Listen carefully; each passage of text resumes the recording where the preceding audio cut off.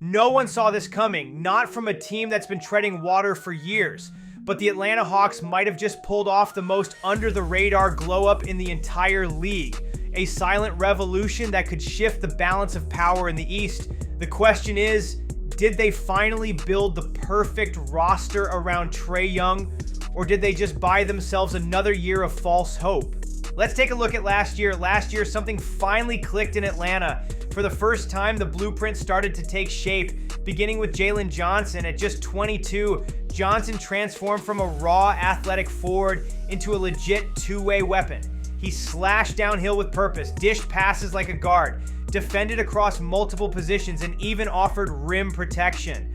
On paper, he was everything you'd want next to Trae. 6'9", mobile, unselfish, and skilled. The only problem, he can't stay healthy, but when he is on the floor, the potential is impossible to ignore. He's not just a piece, he might just be the piece. And just when Johnson was breaking out, the basketball gods blessed Atlanta with the #1 pick. Instead of chasing the biggest name or highest ceiling, the Hawks took a swing that was more chess than checkers. They picked Zachary, a 6'7" wing who won't wow you with highlights, but moves like a ghost through defenses.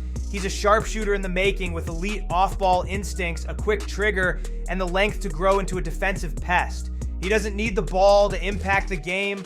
In fact, he's better without it. And with Trae orchestrating, that's terrifying. So now you've got Trae, Johnson, and Zachary, a young trio with synergy and upside. But there was one glaring issue still hanging over this team. The Trae and Murray backcourt just didn't work. Redundant skill sets, poor spacing, defensive liabilities. It had to end.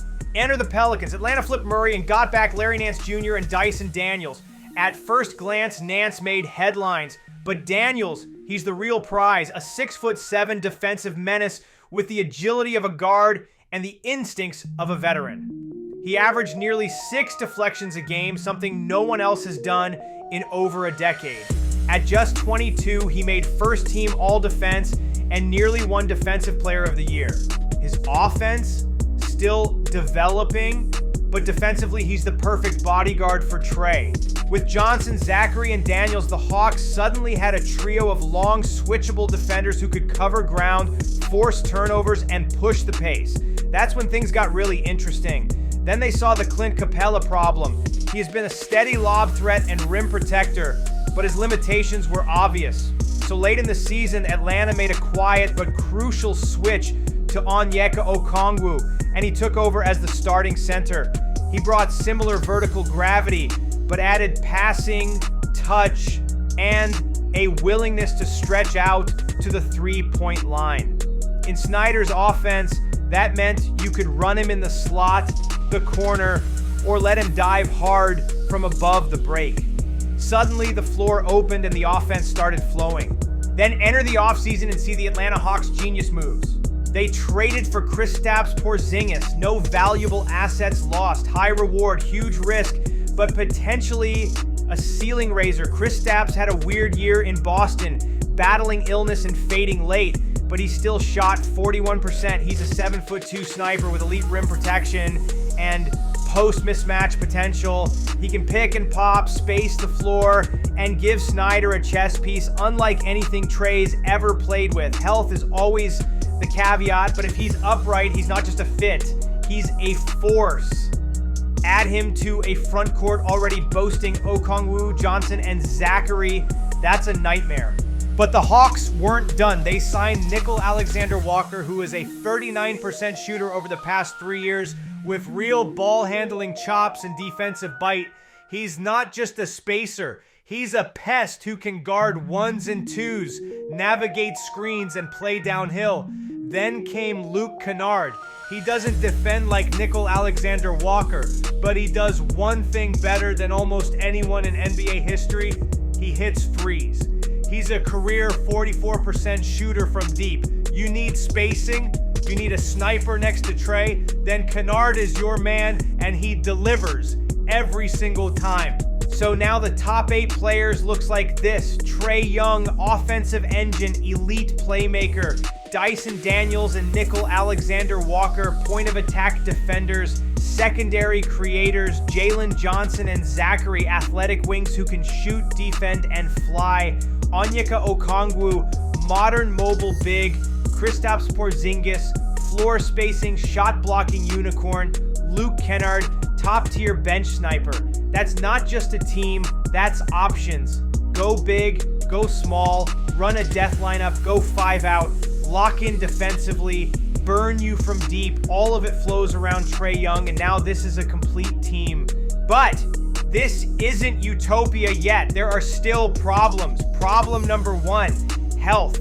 Johnson struggled. Daniels has missed time. Porzingis is a walking medical report. Even Kennard and Okongwu have had nagging issues. If the wheels fall off physically, this whole thing stalls. Problem number 2, shot creation. Outside of Trae, nobody can truly break down a set defense. Johnson has flashes, but most of his stuff comes early in the clock or in transition.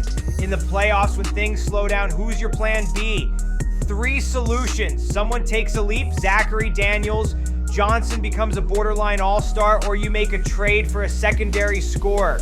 Someone like Jaylen Brown or Devin Booker. Problem number 3, no backup point guard. When Trae sits, the offense nosedives. Last year, it dropped 9 points per 100 possessions. They had Karis LeVert for a minute, but he's gone. Now you're relying on Kobe Buffkin, Cason Wallace, or a vet free agent. Monty Morris still out there, Chris Paul available, Russell Westbrook. Would be wild, but not impossible. So no, this isn't a perfect roster, but it's the best one Trae Young has ever had.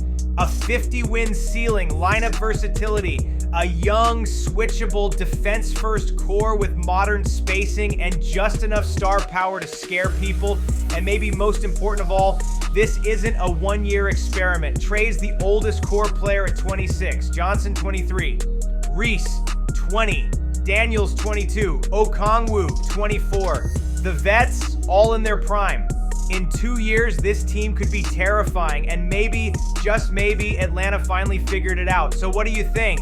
Did the Hawks just build the perfect team around Trae Young, or did they simply rearrange the furniture in a room with no windows?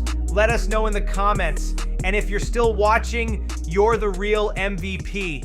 Catch you in the next one.